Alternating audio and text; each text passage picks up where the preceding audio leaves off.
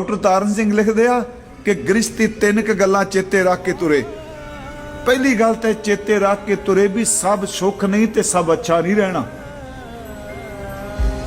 सब सुख नहीं रहना घर च ते सब अच्छा नहीं रहना।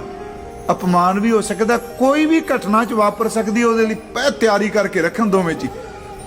अगली गल, रिश्तियां च जिन्ने मर्जी चंगे बन जाओ, जिन्ना मर्जी तुसी भला कर दिओ, ये गल चेते रखियो, इन्हां ने नखोरे देन तो हटना कोई नहीं रिश्तेदारां ने।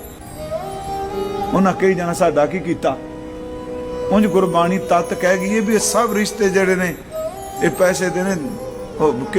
केड़ा किहदा रिश्ता है जी, माड़े बंदे नूं केड़ा पुछदा है। तीजी गल याद रखियो, गृहस्थ विच रहिंदिआं कई रिश्ते ऐसे ने जिथे रूह ना भी मन्ने ते फर्ज अदा करने पैणे नूं, उन्हां फर्जां तो भजना नहीं।